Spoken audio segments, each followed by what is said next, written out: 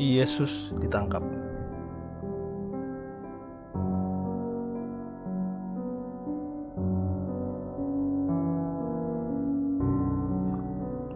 Waktu Yesus masih berbicara, muncullah Yudas, salah seorang dari ke-12 murid itu.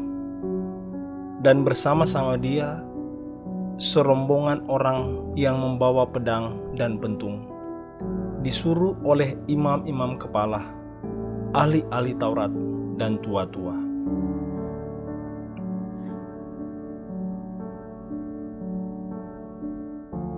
Orang yang menyerahkan dia telah memberitahukan tanda ini kepada mereka.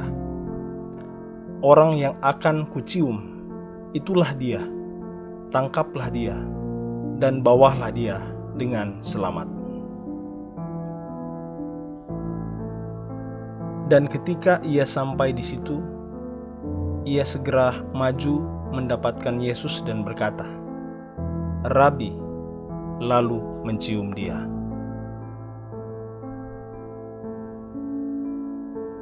Maka mereka memegang Yesus dan menangkapnya.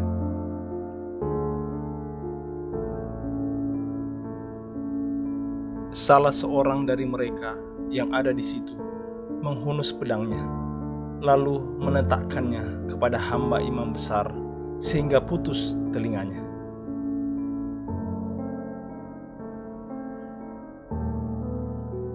Kata Yesus kepada mereka, "Sangkamu aku ini penyamun, maka kamu datang lengkap dengan pedang dan pentung untuk menangkap aku? Padahal tiap-tiap hari aku ada di tengah-tengah kamu mengajar di bait Allah, dan kamu tidak menangkap aku. Tetapi haruslah digenapi yang tertulis dalam kitab suci." Lalu semua murid itu meninggalkan dia dan melarikan diri.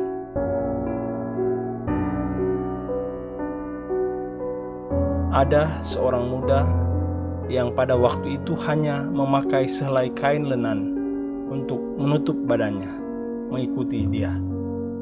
Mereka hendak menangkapnya,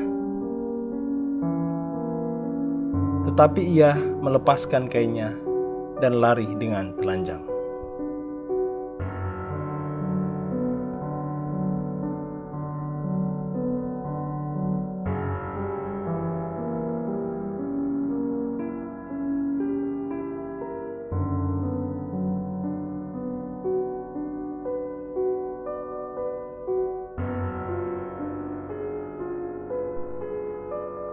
Masa-masa kritis dan sulit terkadang bisa menjadi momen yang berharga bagi kita untuk mengetahui siapa orang yang sungguh-sungguh setia dan yang tidak.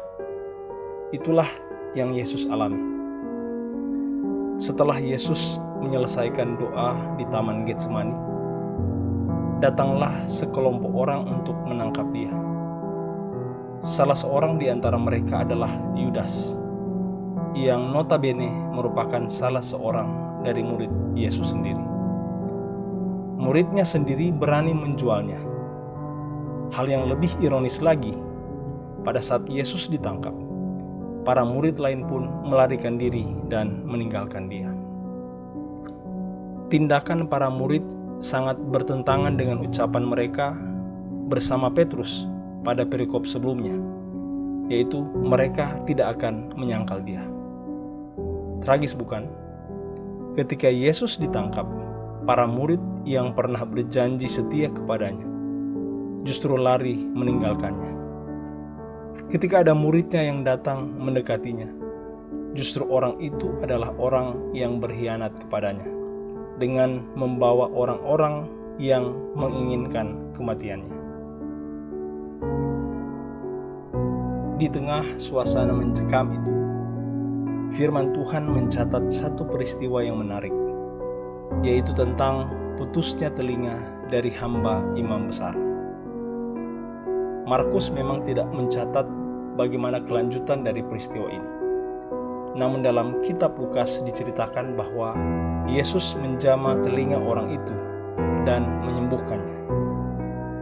Meski Yesus tahu bahwa orang itu adalah salah seorang yang akan menangkapnya, namun fakta itu tidak menghalanginya untuk berbuat kebaikan dan menyembuhkan dia.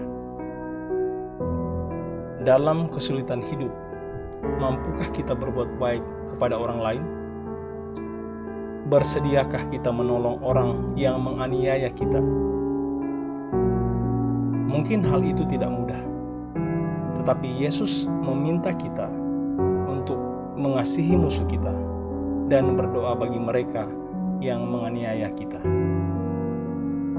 Ia bukan sekedar memberi perintah, tetapi juga teladan.